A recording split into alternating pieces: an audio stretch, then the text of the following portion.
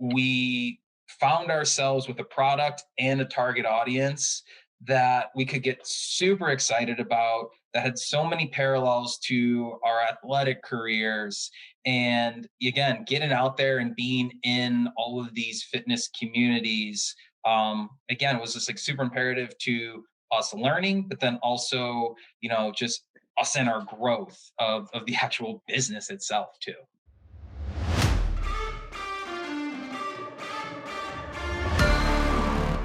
Good afternoon, ladies and gentlemen. This is Eric LeClaire over at Push Press. We're continuing our In the Trenches series, and I'm exceptionally and enthusiastically happy to bring our first brand representatives on today. For those of you that have been in the strength and conditioning world, in the micro gym world, and definitely in the CrossFit space, it's no surprise the word NOOMA and drink NOOMA and how delicious and actually good it is.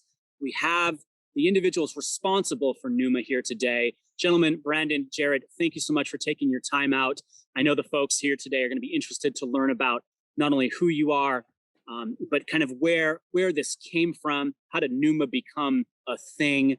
And definitely, how did you hit the ground running? You have a unique tale on how you got into the hands of those people that would benefit the most. So, gentlemen, thank you so much today. Thank you, Eric. Happy to be here. Excited to be on. Yeah. So let's dig in. Let's go back to the beginning. Let's go before NOOMA existed. Tell me a little bit about yourselves. Tell me a little bit about maybe where the fitness world coincided with maybe your sporting world, and how did we start? Cool. So Jared and I are brothers, and now as we got going, the NOOMA Bros, but we're the Smith Bros for a much longer time before that. We grew up primarily we were rink rats. We were hockey guys. We're from Cleveland, as I said, and our life's goal or passion from the time we were both got on the ice at 3 years old was to play college and pro hockey. So for our life, that was the thing. So it was on ice, off ice, and we were training and hours on the ice and then in the gym after. So we were and had been fitness people as just kind of our DNA of what we were. I'll let Jared kind of jump in as it gets to the NOOMA part. As it intertwines with now what is our business. So as Brandon mentioned, we're hockey players, and eventually we both played college and pro hockey. Brandon went to Miami of Ohio University. His program had a few more wins than mine. And I played at Brown University out in Providence. And then we both... Right? Nobody's keeping score. Yeah, no one's keeping score. Yeah, exactly. No competitiveness between us or anything like that, for sure. And then we both played in some pro hockey. So similar, a lot of people, the way we explain it, similar to baseball, it's single A, double A, triple A majors. We both played double A hockey after we played college. So, definitely, as Brandon said, it's all fitness and sport is always, and competition has always been a part of what we were doing. And so has, what we are putting in our bodies. And for us, for NOOMA, really started kind of with me at college, young, teenagers, you get to school, part of it as being, Division I athlete, you get free stuff. And so I'm super excited about it. And one of those free things is free sports drinks. And so I'm there kind of freshman year, guzzling them down, particularly on the bench during my first couple games. And I'm starting to just get like acid reflux with it. And it's upsetting my stomach. I'm getting the stringies fit, all of that kind of stuff where it's just like, I can't actually drink this while I'm competing. And so it was kind of just something that I just took out of my regimen and was doing things, like cutting it with water or trying different options, whatever it may be. And it just was something that I kind of dealt with for the next couple of years. And then fast forward to my senior year, I had done a internship on Wall Street kind of thing, thought I wanted to do that after school, realized that wasn't for me. Took an entrepreneurship class my senior year, was really excited about that. And then kind of literally when that ended, had this idea with Brandon and I and our other business partner kind of formulated. And it was at that point, 2012, is a side project. And I was still in school. Brandon was playing again in the minors. And if you know anything about minor pro hockey, there's a lot of time on your hands. So yeah, so it was just like, hey, I'm working on this thing. Are you interested in kind of helping out? And so what it was really in the beginning was, can we develop a non-acidic pH balanced alkaline sports drink? And so I was, at that time I was getting powdered drinks and bags unlabeled sent to the hockey house, and real clean Very looking stuff sketchy. here. Yeah, Very I know my sketchy. buddies who wants to exactly, who wants to try this stuff. It's unlabeled white powder, and yeah, I'll try it. It's like, geez, all right, what? So that's how it honestly started. Was really just, it almost felt like, again, like a side project, and it was us just diving into something. And even at the time was like, all right, this is a huge plan for us to run a business together. It was something that we were just found a lot of passion in and kind of just dove into. And over the course of the next year and a half, just started working on it as a real sidepreneurial kind of hustle. I finished up school and then played a year of pro as well. Worked on developing it from there. So yeah, and Is it was. in the, Oh, sorry, Eric, you go. I was going to say, did you recognize in that 2011, 2012 timeframe that there was nothing on the market that already was facilitating that, let's say, specialty sports drink? I mean, because if you think about it, we know what's popular. We know what brands have been pushed on athletes for a while. Long time. Yeah. So I would say we really didn't. And it was over that sidepreneur year where it was for us a perfect storm where that, Jared talked about the schedule, but we had practice. I guess the one issue was I was in Kansas City, Jared was in Anchorage. So the time change was a little bit problematic on that, but practice was at 10 for both of us. And then you were back home after a workout by noon, like an hour skate, hour right into an hour workout. You were home pretty quick. So there was a lot of time where we, a year of just strategy and thinking about the marketplace and who's out there, what's out there. And as Jared mentioned, one of the things we were really wanting to get into at that time was just our pH. And we were out there with like little pH meters. Like you'd go to whatever store in your town and just buy a zillion drinks and sticking them in there. Like, holy shit, the pH of this one's like 2.5. And we like writing it down, all excited that we're going to make this alkaline sports drink that everyone's excited for. I think you could probably already tell where we're going with this one.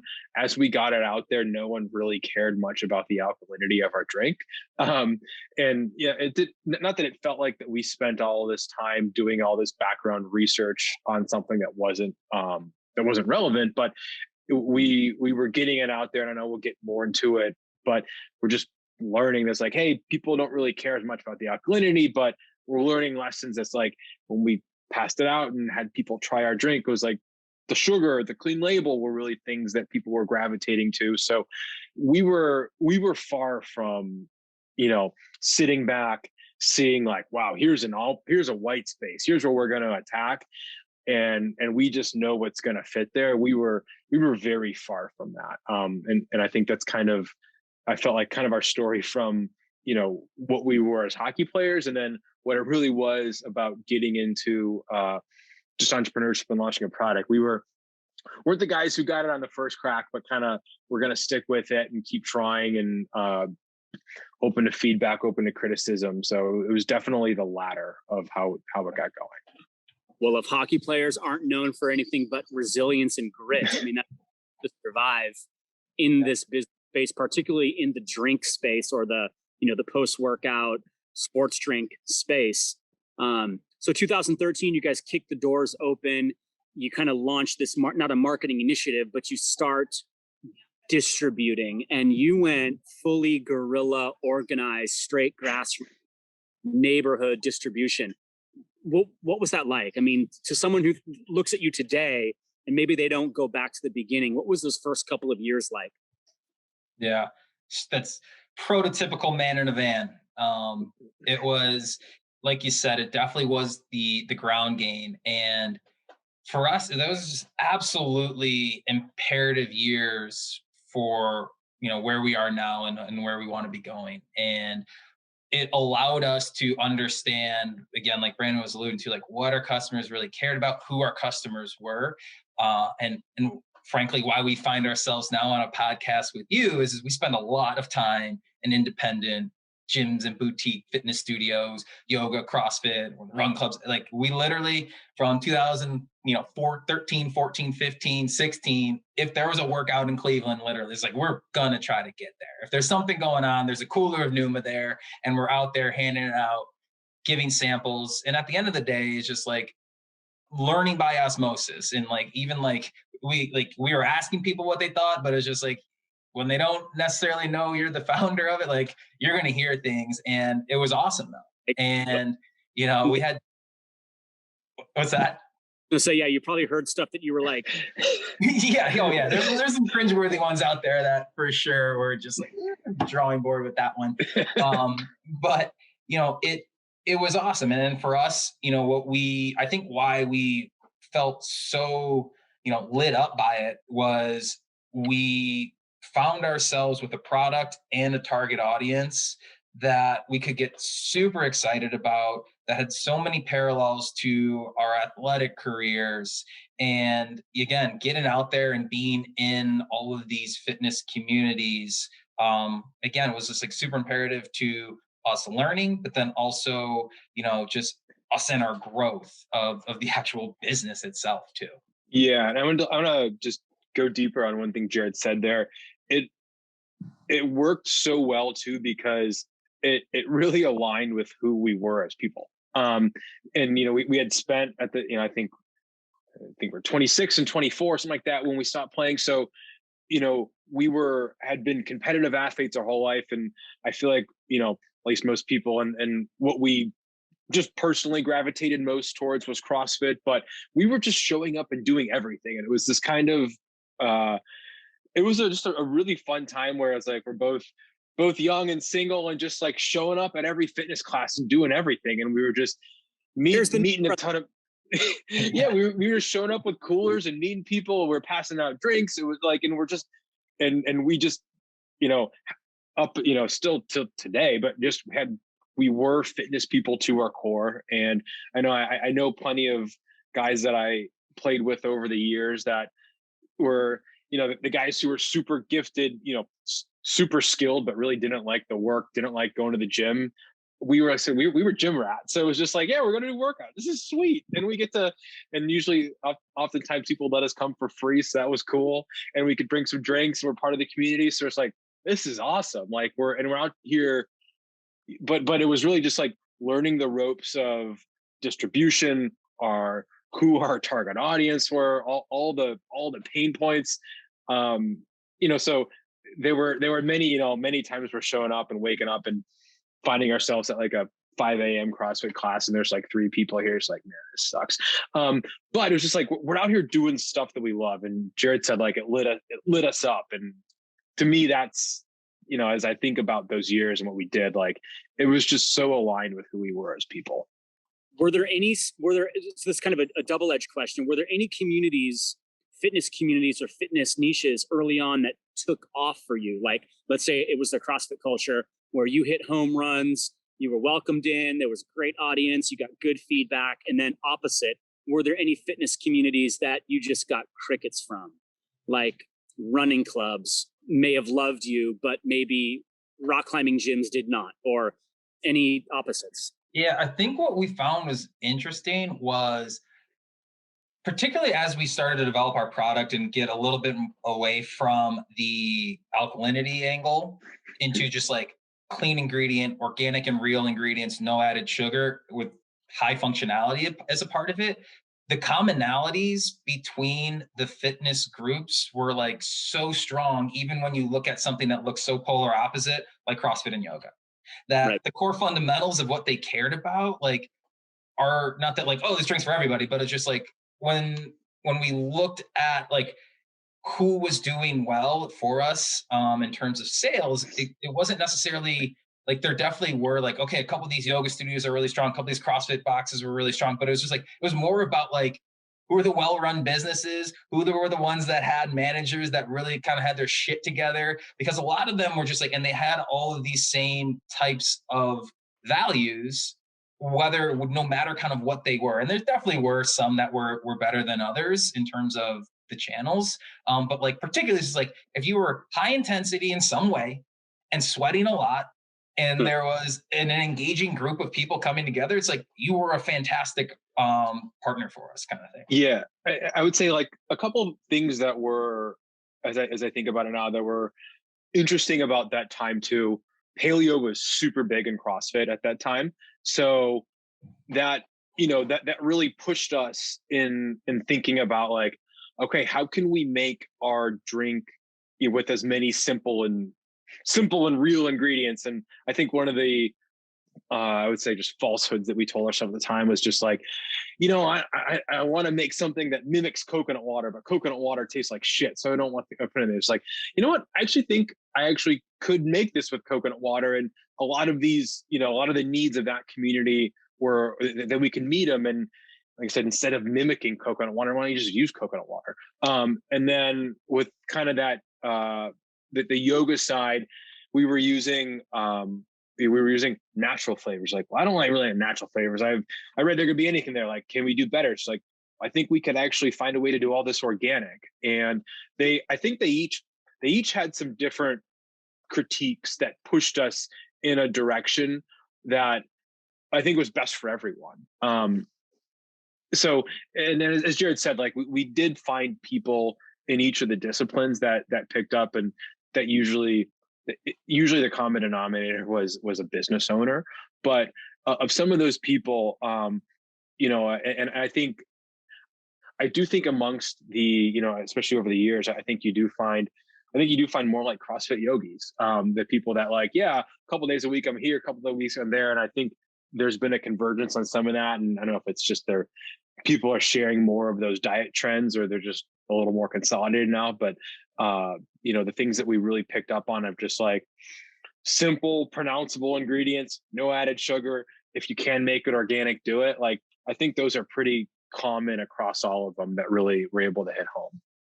Absolutely. No, I'm hearing you talk about like the lessons learned and the trials and the tribulations. And I'm like, man, had you guys been in Southern California in 2011, 12, 13, 14, the groundswell for the micro gym or the groundswell for the local CrossFit culture aligned with the beach communities, the surf culture, the triathlon culture, the run. I mean, our endurance culture in Southern California is wild, coupled with our and adventure racing culture. I want to say, like, man, I wish you guys were here early on. It would have been a different story. So you now hit this growth curve that I also saw that there was some local chain, either stores, grocery outlets or grocery stores.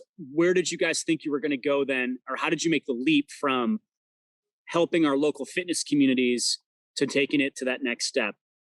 When did that happen?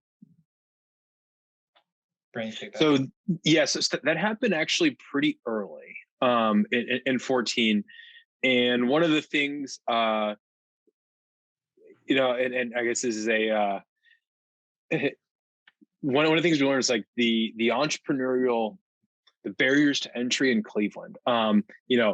If you think of like, hey, I'm going to launch a super healthy sports drink, like you probably wouldn't pick Cleveland. That's where you're going to do it. You would think like, I'm going to go to SoCal. I'm going to do it, or in Boulder. I'm going to be in, or wherever you're going to pick. And what it did for us, I mean, I think we're just like, glasses half full kind of guys. Like when you look back, we really weren't ready for anything like that. We needed to incubate, and we were lucky enough that, Cleveland's small Midwest town where people are, happy to make intros and help someone. Like there was a perfect grocery chain for us that was 18 stores that were conventional, but on the upscale side. So we think we could sell a premium product, but it's not an uber crunchy, natural only type of chain. So we thought there'd be just more real and approachable people, and, tried to ask people like, do you know someone that knows someone that knows the guys at these chain? And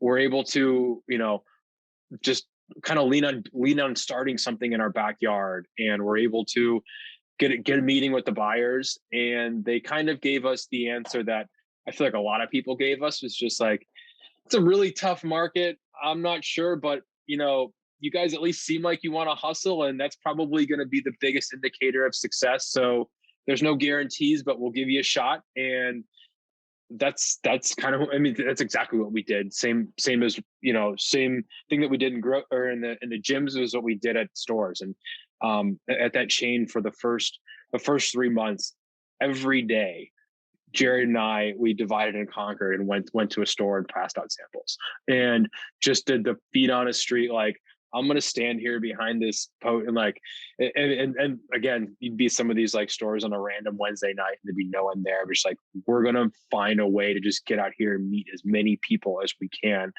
And, you know, yes, it was one to like, we need to prove that we can have something that can at least get something out the door, that we can make some sales, but it was really just as much to learn.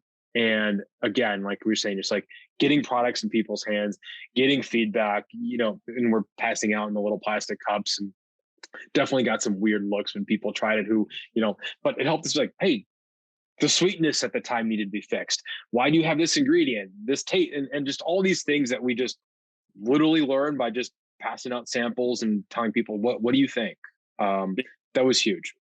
Too bad you couldn't bottle up and sell your work ethic. I mean, to hear this that's what we sold for years.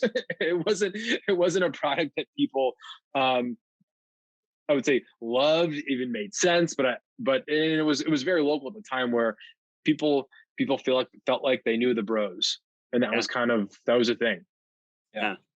I mean, I'm already drawn into the brand, not because I've even tasted the brand, but because of you and the hard work the two of you have put in on this.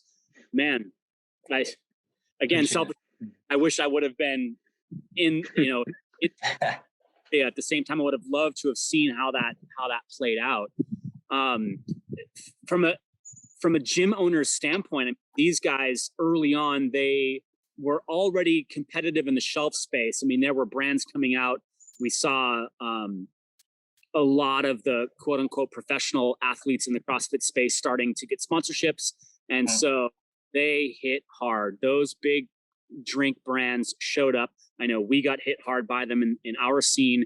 And it was like, they're dropping off refrigerators, they're dropping off banners, they're dropping off any kind of sticker patch, leather patches, tumblers, shake. People were winning coolers. I mean, how did you, in your mind, stay focused against the brands that were just juggernaut? Or did you feel that in Cleveland?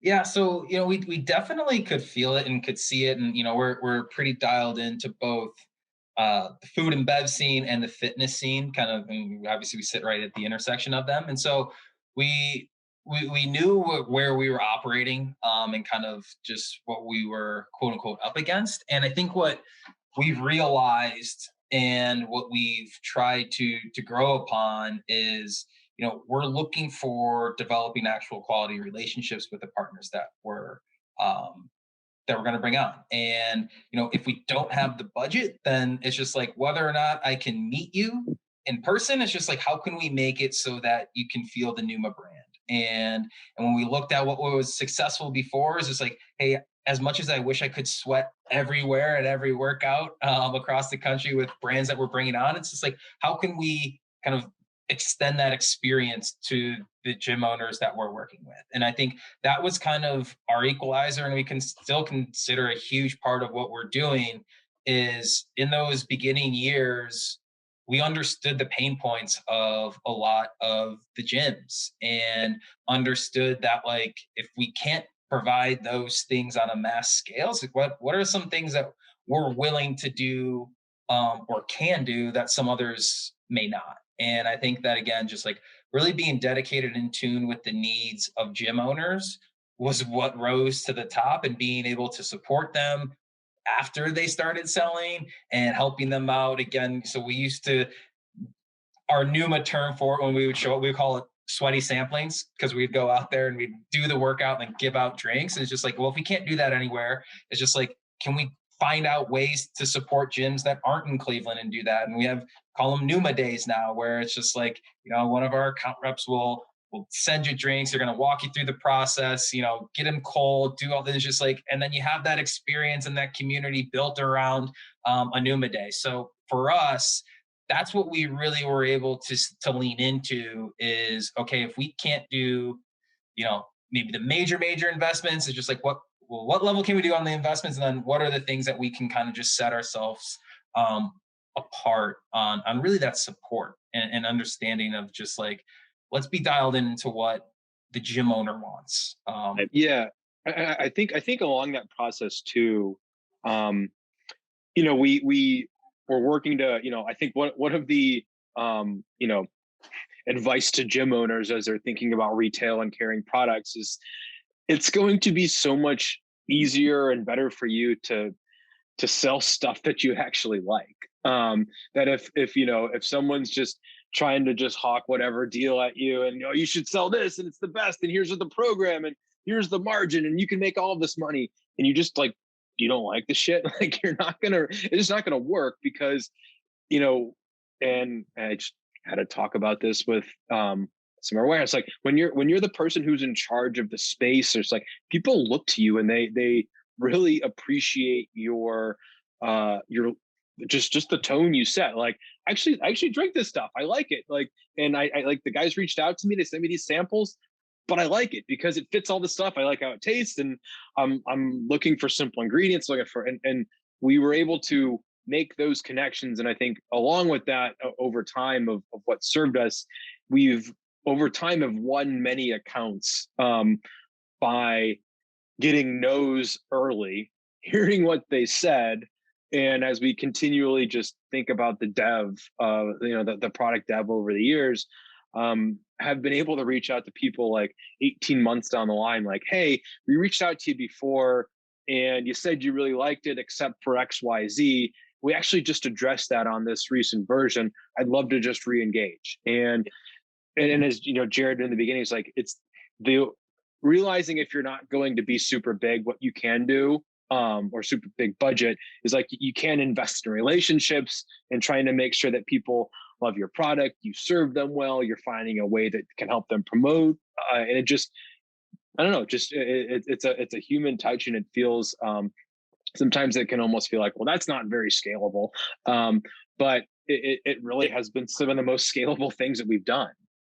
I would absolutely agree that it is. I mean, that's an investment in the relationship asset that goes the distance, decades long. Whether we want to, coin them or take the marketing coin, know, like, and trust, we know about the brand, we know about the brothers that grew it up in this Cleveland space, and now they're coming out, let's say, to the LA space, and they've branched out, and man, I know them and I like them. I can establish trust. That goes so much farther than just a simple chain email of, hey, do you want to continue your subscription to buy this 24 cases of something? And it's just, it's or it's contextual less, or I don't even know if that's a word, but it's got no deep connection at all. So I think about an excellent, for sure. Something you made mention to earlier actually reminded me of one of the questions that we had. Some of your gyms or some of your accounts that had the best, let's say, traction or track record had quality leadership and quality management in place to actually execute on maybe that the strategies you would provide. Some of the one question that I wrote down earlier was about strategies and best practices. In some of your performing locations, or maybe let's say the top 10 or top 20 of your best performing locations, what are some consistent either characteristics about the owners or characteristics about the facilities that you look to and you're like, man, if I was going to open a gym, this is how I would run it? Does anything stand out to you today? Well, in terms of just like I'll start with just retail, because being the first product here, we can speak to that with some experience here. And retail inside of gyms, it really does, and we keep alluding to, it comes down to the investment of the gym owner and then their leadership team. And I don't think it's honestly all that difficult, particularly as Brandon says, like if you're bringing in products that you like, we're going to give you the tools to then be sneezers about it and just know, like Brandon was saying again, it's like they look to you, you set the tone, and it's just like you don't even have to sell. If you're walking around, it's just like with the new product, And just like, I love this stuff. And it's just like, here's why I like it. They're just like, they're naturally going to follow you because they're coming to you to train their bodies and their minds and everything. But it's just like, if this is something that you actually believe in, it's just like, the best thing you could do is not keep that a secret. You don't have to go out and be a salesperson, but it's just like, you can just naturally let yourself be that brand evangelist for whatever it is. And like, I would just basically, as Brandon was saying, it's just like, don't bring in products that you don't like, because then it's really tough to easily sell that on a consistent basis to your users, and they'll Yeah. know right away. Jared, I don't want to cut you off here, but I feel like you told me this too, but there's this one of our early accounts that really hits this point so well was I wouldn't even them power yoga. It's like yoga meets hit. Like you'll be doing you'll do burpees on your mat and push-ups, and then you're doing down dogs, and it's a hot room. And I was there, and I feel like one of my easy icebreakers is just like, you should see how sweaty I am, because that's my starter sports drink. So like, I'm dripping all over my place, all over my mat. But what they do in this class, like whenever they have someone new who's just clearly gassed, like they give them a new just because like, hey, I know this product that we actually really like here. This is the time when you're supposed to consume it, when you're just absolutely depleted on your mat, you're super dehydrated. Here, have one. And it's their very natural endorsement of when this is supposed to work, and stuff like that goes so far. All right, I know cut you off, Jared. You yeah, no, I mean that's the exact point. That's it. Yep. Again, there's other things of just like, you can't sell drinks that you can't see, right? So it's just like, we have a fridge program, like get the fridge out front, and it's just like, utilize your NOOMA day. Like if we're gonna, giving you drinks to hand out and be engaged with, but it's just like, absolutely, it really does come down to, once you have kind of that core few things done, there's no better marketing than just kind of those lead users. Yeah, and then just again, no duh, like, you can't, if people don't see the fridge, they're probably not going to buy them. It's like, oh, it's in the back room, you got to go find it. Like that will definitely make it hard to sell products, with drinks, bars, protein, swag, whatever it is. But the other one is, I would say, is ease of checkout is something really important to think about, because I know generally when I'm going to a gym, so like, I'm usually just like, I have my backpack, all my stuff, but like, I'm not like looking at just like, okay, can I get it? Can I swipe? Can I do this? It's just like when there's an easy way to, everyone's got their card on account, just like put on my account. Like it's $3. Yeah. Like I know you're running it at the end of the month anyways, add $3 to it for this drink, and finding ways that you can really, really make it easy to not impede, like, oh wait, I got to get my credit card reader out and take your thing down. And then it's like 5 minutes later, it's like, all right, screw it, I'll just leave. Like I'm not going to wait around and if people know that the process to check out needs that you got to get the coach over here, and okay, I'm doing the next class, let me finish warm-ups, then I'll do the warm-ups, then I'll check you out. Like, then you're not going to sell anything, because people just know that this is not an easy just transaction. So just really thinking about like, how can you make it so that, and the hope, and especially in most, talking about boutique fitness, private gyms, is that you have a community where someone's just like, hey, them all by your first name. They wave, hey, I'm grabbing a NOOMA on the way out. Cool, I'll put it on. And there's a trust, and that's the magic of these small communities, though, is that everyone by their name. You can trust them, and you can actually run a system like that doesn't have to rely on like, no, I need you to pay for this second, or else you can't leave the door. I think it's huge in this space. Yeah, I will say, you find the right balance, though. There are situations where it can't be a total open door policy in the reality of it, but it's just like, we'll find that limit. I want to say limit, but find that space where it's like the absolute easiest, and at the same time, you can be confident that right makes total sense. Awesome. Well, so there's a flip side to the brand, and that is a lot of work done. And I think you've hit it on a couple of mottos, a couple of hashtags, a couple of t-shirts. So it's been branded before. Talking about the do good side, what else happens behind the scenes at NOOMA that you guys are proud of, that are either powerful moments or make you feel, again, that you're doing good, not just for the end user, but for the community at large. Yeah, so we call it sweat and do good. And that was something that, kind of from the start was very important to us, just as we honestly got out into these communities and could feel the power of being a part of them. And, at the end of the day too, it's just like, we don't try to make any mistakes about it. That is just like, this is a pretty privileged group that we're talking to. And so for us, it's just like, what are the things that we can do to support the causes that enable and help people that may not have access to this community, or that this community is really passionate about and growing, kind of thing. And so, whether it's donations, products, partnerships, whatever, it's just like, we really do align to kind of enable those people who may not have the means, the chance, whatever, to really get involved on this on a consistent level. And like for us right now, like we have a couple like ongoing partnerships with places local to Cleveland.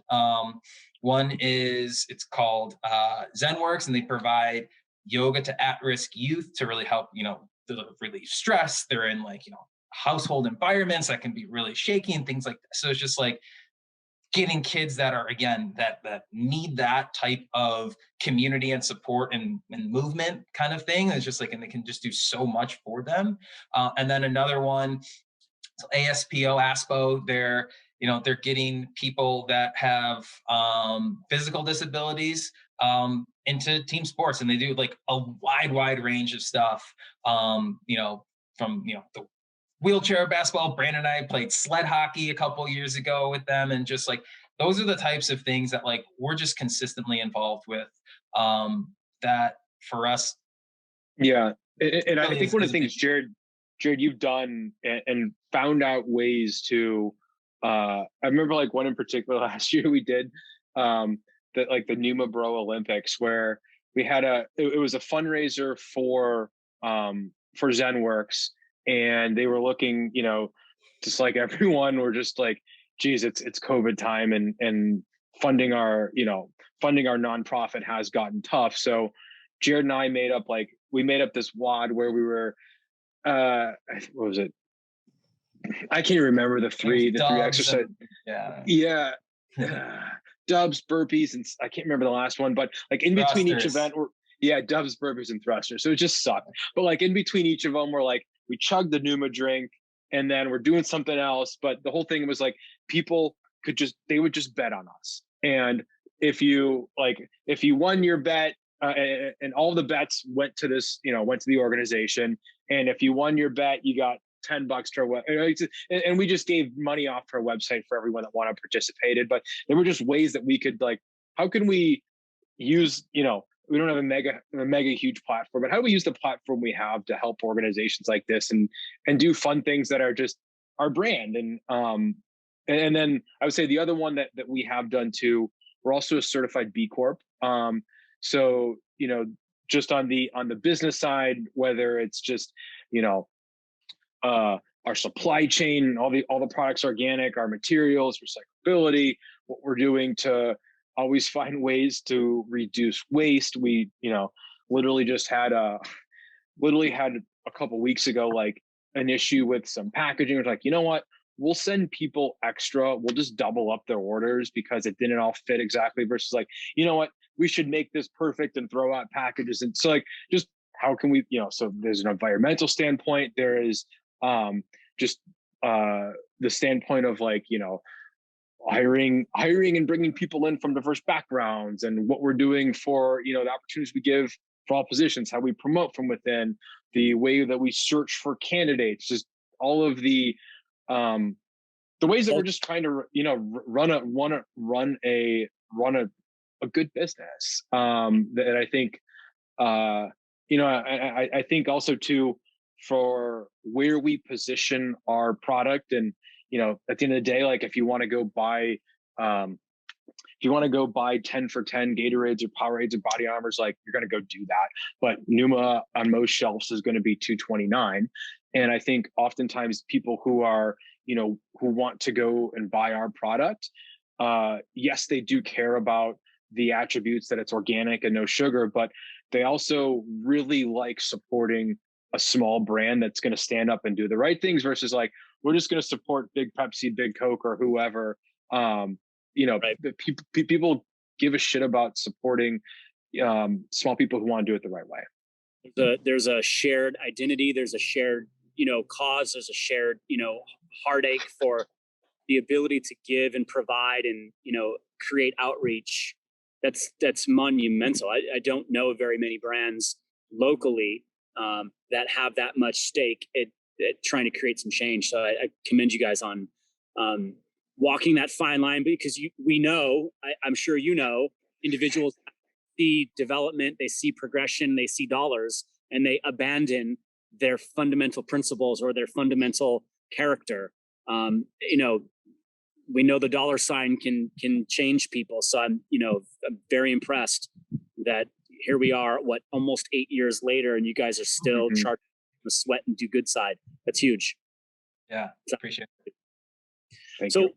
Today, let's say I'm a gym owner in California and I'm interested. How do I connect? How do I find out more? Where can I learn about getting some sample sent to me, or learning about getting involved? So we have a wholesale website, wholesale.drinknooma.com, and so you guys can definitely reach out to us there.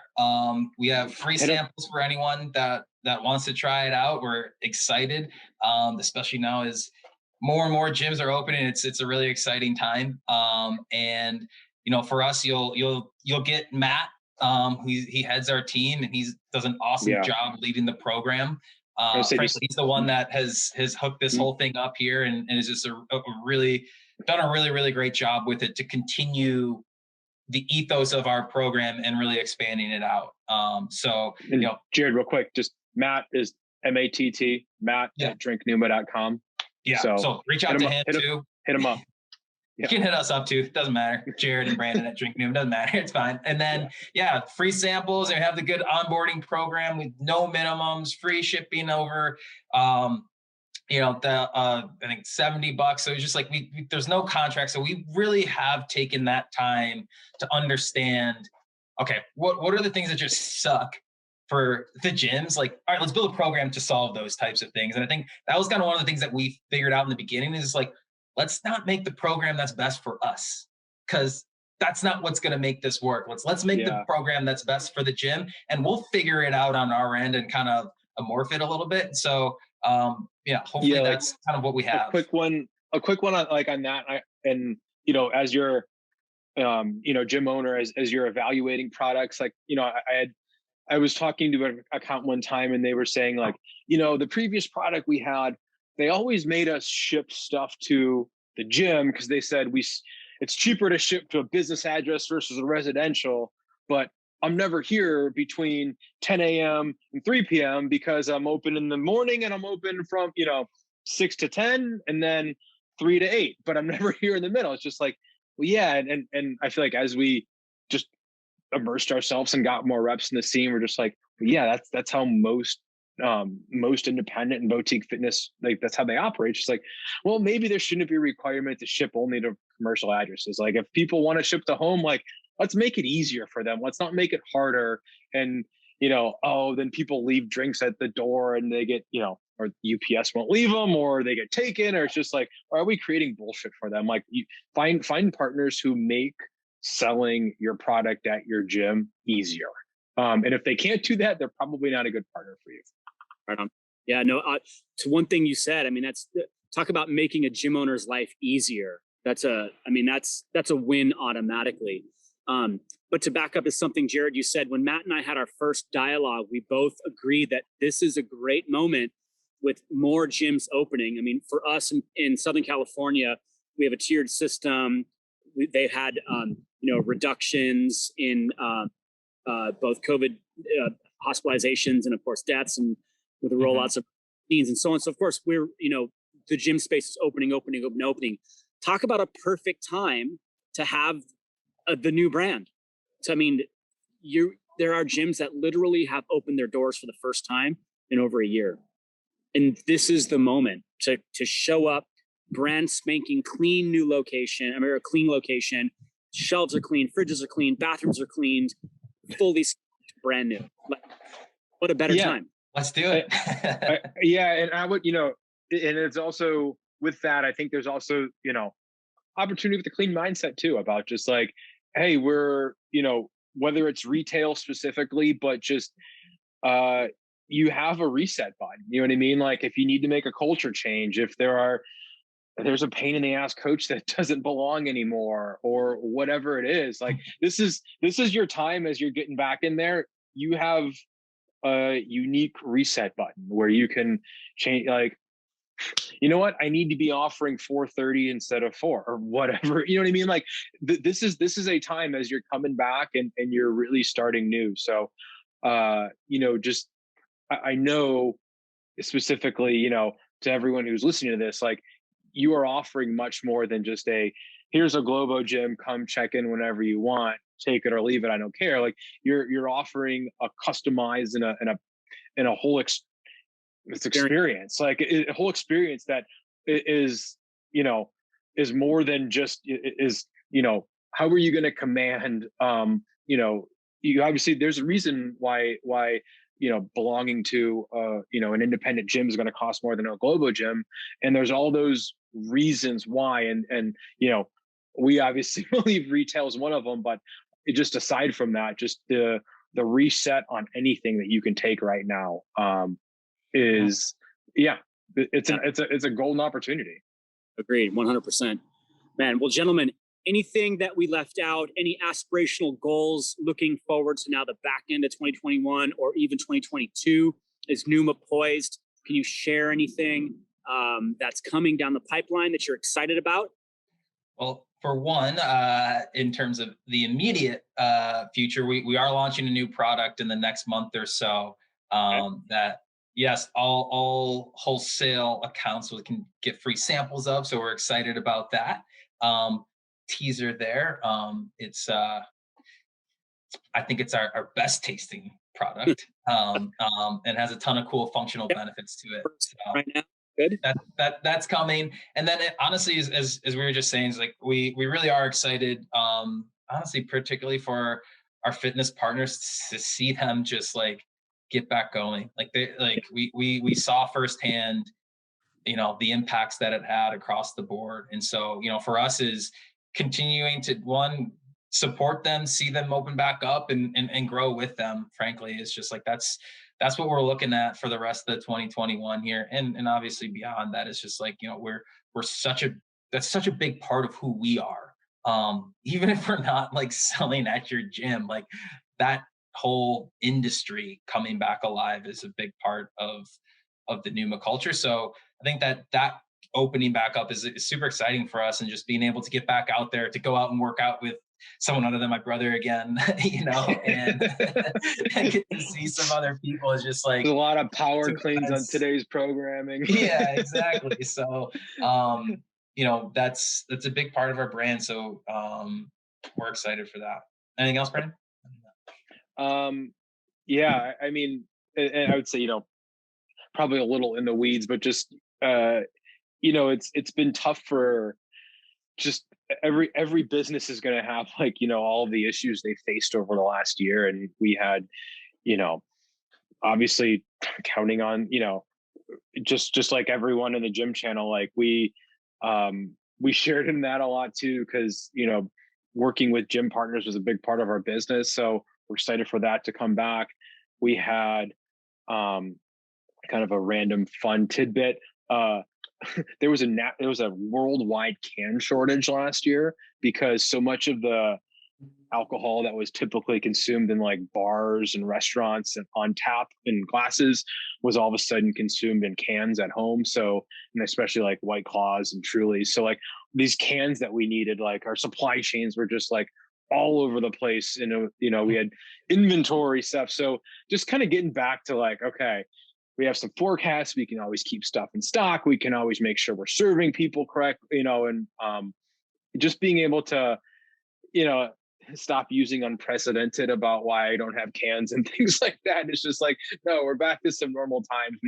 We can get back to the blocking and tackling of what we want to do as a business. I think, I mean, I know everyone feels that way, and we're, you know, we truly are, you know, we're luckier than most, I think, over this time, but just like everyone else, they're just looking to get back to some normalcy. Right on. Awesome. Well, gentlemen, again, thank you so much for your time. I know it is exceptionally valuable to just even steal away 60 minutes of your time, share the story. And I hope that those of you that are watching today now have a little bit more context. And I definitely have a lot more respect for not just the brand, but the work ethic and integrity that you guys have poured.